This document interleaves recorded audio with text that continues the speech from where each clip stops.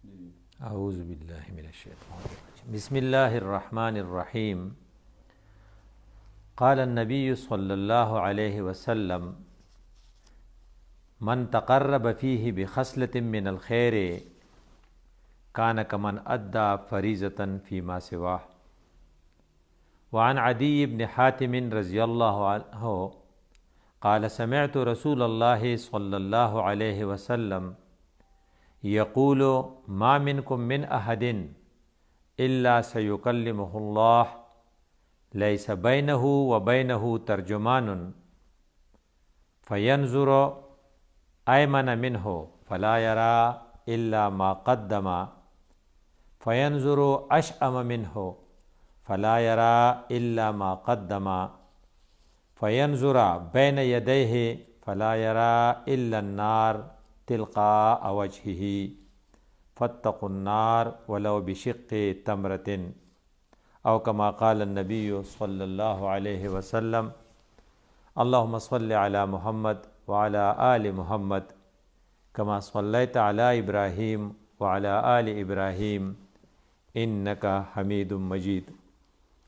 رمضان کے مہینے کے برکات کو سمیٹنے کے لیے آج ہماری ساری توجہ خیر کے لفظ پر ہے۔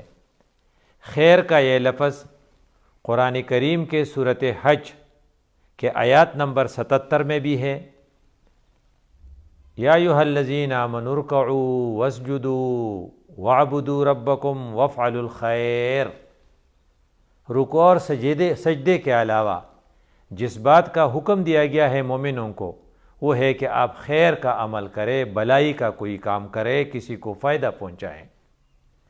اور حدیث میں بھی جو سلمان فارسی رضی اللہ تعالیٰ عنہ سے روایت شدہ مشہور حدیث ہے، جو خطبہ رسول اللہ صلی اللہ علیہ وسلم نے شعبان کے آخری دنوں میں دیا تھا، تو ان کے الفاظ بھی خیر کہتے ہیں۔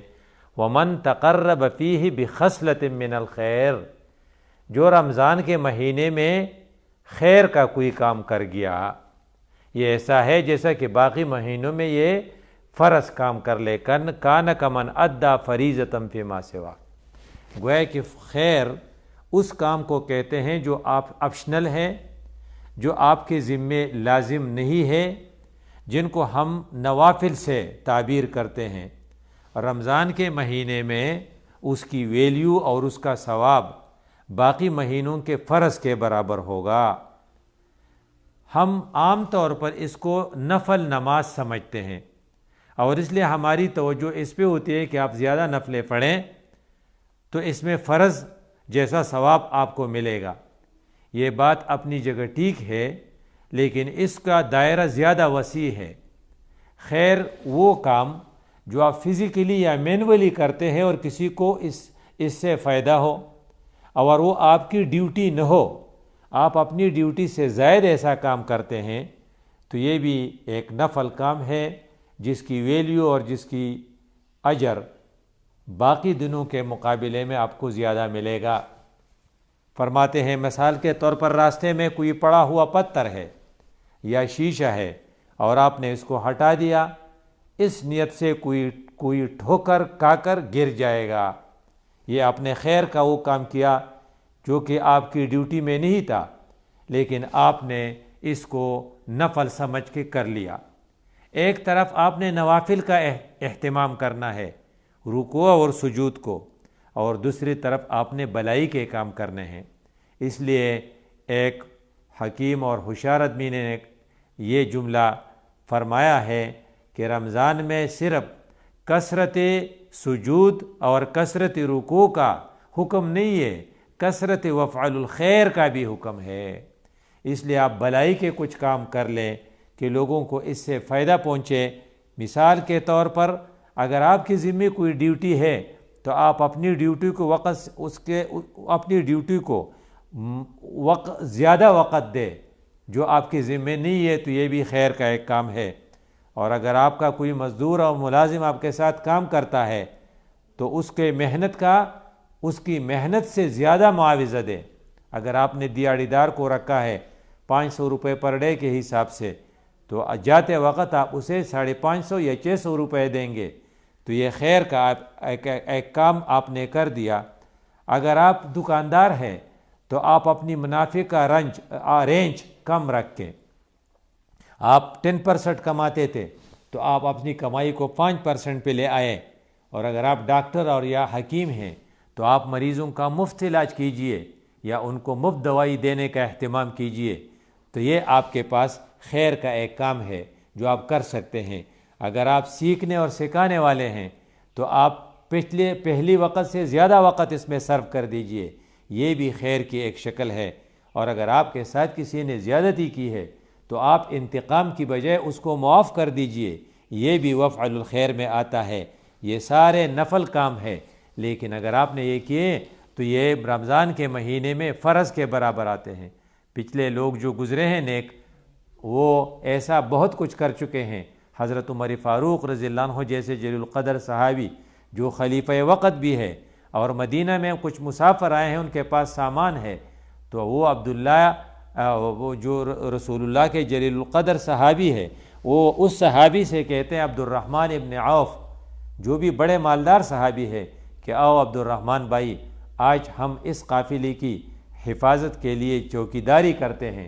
حضرت عمر فاروق اپنے سٹاف سے بھی کہہ سکتے تھے کہ ان کا نگرانی کرو، لیکن اس نے یہ خیر کا کام جو اس کے ذمے نہیں تھا کہ وہ پرسنلی خود کر لے، لیکن انہوں نے عبد الرحمن جیسے صحابی اور خود اپنے آپ کو اس میں انوالو کیا، کیونکہ ہماری سبق کے لیے کہ خیر کا وہ کام جو آپ کے ذمے نہیں ہے، وہ اگر آپ رمضان کے دوران کر لیں تو اس کی بہت بڑی ویلیو ہوگی۔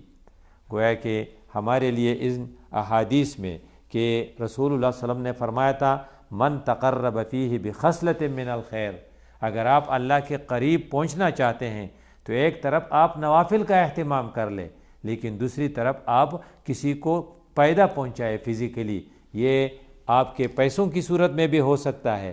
اس کو کہتے ہیں انفاق۔ انفاق جو ہے بذل مال بذل نفس، اگر آپ خدمت کرتے ہیں تو یہ بھی انفاق کی ایک شکل ہے، اور اگر آپ پیسے لگاتے ہیں تو یہ بھی انفاق کی ایک شکل ہے۔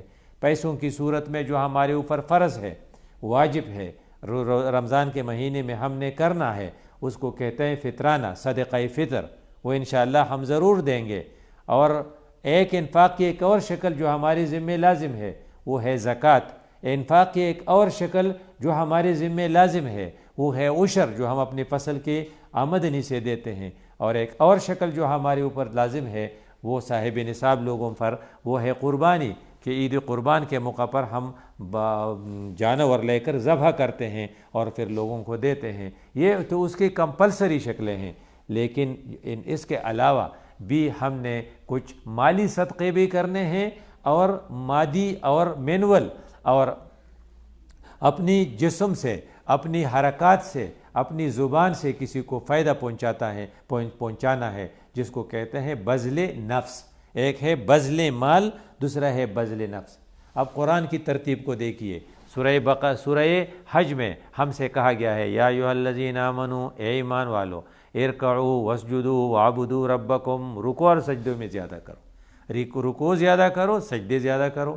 تو حدیث کی ترتیب کو دیکھیے، ان الدین یسر، دیکھو مومنو، دین جو ہے وہ آسان ہے۔ یہ ایک روایت ہے، بخاری نے اس حدیث کو لایا ہے، راوی ابو ہریرہ رضی اللہ عنہ ہے، آپ آسان دین کو آسان رکھ لے، اس سے لڑے نہیں۔ جو دین سے لڑا وہ فطرت سے لڑا، جو فطرت سے لڑا وہ ہار گیا، آپ ہار جائیں گے، کیونکہ الا غلبہ، جو دین سے لڑتا ہے دین غالب آ جائے گا، آپ ہار جائیں گے۔ تو آپ ایسا کریں، اس دین پر عمل کرنے کے لیے وَاسْتَعِینُوا، آپ امداد لیں، کس سے؟ بالغدوۃ، صبح کے وقت کچھ نوافل پڑھ کے آپ اس کے امداد لیں، جیسا کہ ہم اسے کہتے ہیں کہ اشراق کی نوافل، اسے کہتے ہیں کہ یہ چاش کے نوافل۔ تو آپ دن کا سٹارٹ بالغدوۃ، نوافل سے کر لیں، دن کا سٹارٹ نوافل سے کر لیں، اور پھر شام کو والروحۃ، پھر شام کا جو ہے، جو آپ کا دن فنش ہو رہا ہے، رات شروع ہو رہی ہے، تو وہاں بھی آپ اوابین کا اہتمام کر لیں۔ اور پھر رسول اللہ فرماتے ہیں وَشَيْءٍ مِّنَ الدُّلْجَةِ، اور رات کے آخری حصے میں بھی کچھ نوافل پڑھ لیں، جس کو ہم تہجد کہتے ہیں، شَيْءٍ مِّنَ الدُّلْجَةِ۔ گویا کہ یہ ارکعوا واسجدوا وعبدوا ربکم کی ایک ایکسپلینیشن ہے۔ تو آگے قرآن میں کیا تھا وفعلوا الخیر، بلائی کے کچھ کام کر لے، تو بلائی کے کام کے بارے میں رسول اللہ صلی اللہ علیہ وسلم نے فرمایا کہ رمضان میں آپ سے اللہ کی طرف سے اعلان ہوتا ہے، یا باغی الخیر، اے بلائی کے کام کرنے والے، اقبل، آگے آ جا، لوگوں کو فائدہ پہنچا، ویا باغی الشر، اے برائی شر کے کام کرنے والے، اقصر، اب تو رک جا، اب بھی آپ نہیں روکتے تو کب روکیں گے آپ؟ تو لوگوں کو نقصان نہ پہنچائے، لوگوں کو فائدہ پہنچائے۔ تو یہ خیر کا لفظ یہاں بھی حدیث میں بھی ہے، وہاں قرآن میں بھی ہے۔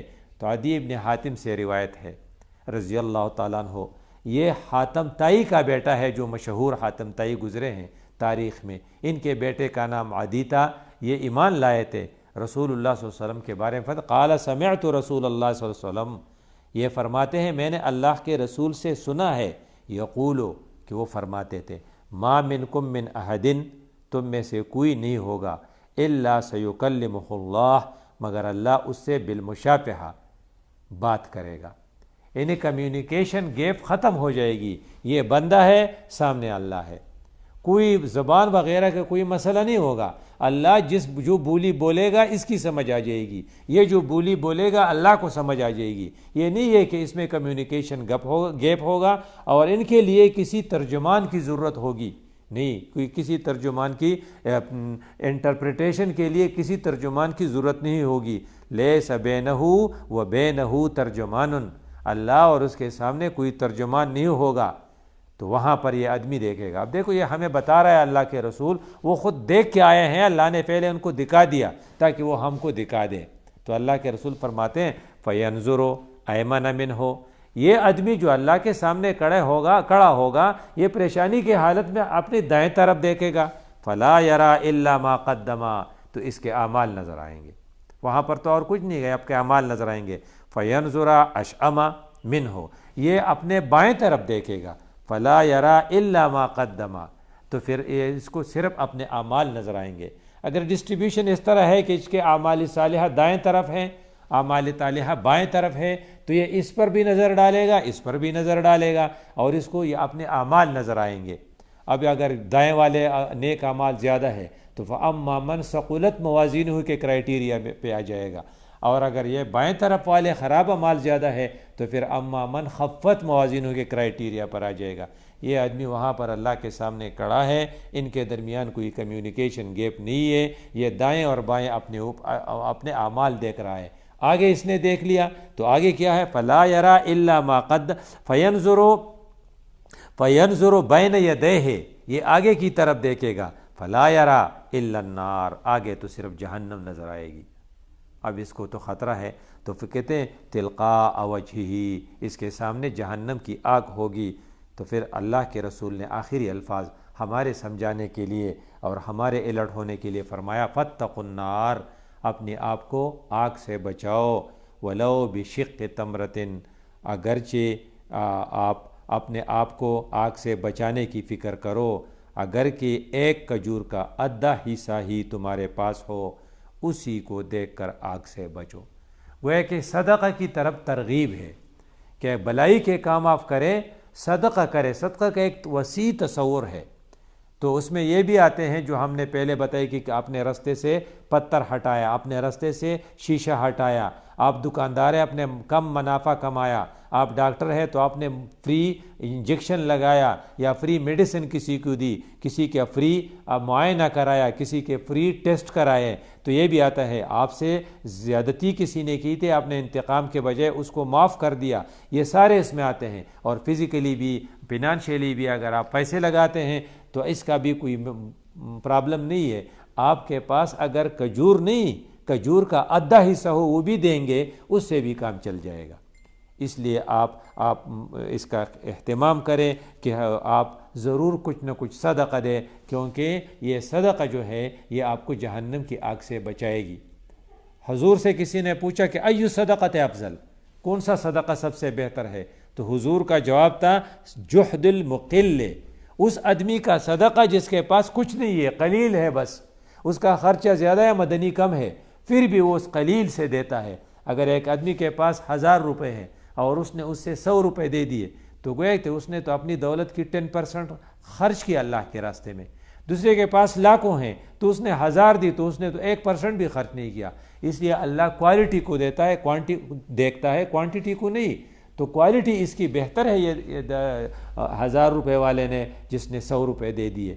اس لیے فرمایا کہ رمضان کا مہینہ جو ہے یہ نیکیوں کو اور بلائیوں کو جمع کرنے کا مہینہ ہے. اس کی برکات کو سمیٹنے کے لیے ہمارے ذمے اگر ایک طرف سحری سے فائدہ اٹھانا تھا، رمضان روزے سے ذات خود فائدہ اٹھانا تھا، پھر افطاری کے وقت دعائیں کر کے فائدہ اٹھانا تھا، رات کے وقت تراویح پڑھ کے فائدہ اٹھانا تھا، تو یہ ہمارے لیے ایک اور آپشن رہتا ہے کہ اس پورے مہینے میں کسی بھی وقت ہم بلائی کا کوئی نفلی کام کر کے بھی فائدہ اٹھا سکتے ہیں، کیونکہ اس مہینے میں نفل عبادت یا نفلی کام فرض کے برابر ہے. اقول قولی ھذا استغفر اللہ لی ولکم ولسائر المسلمین.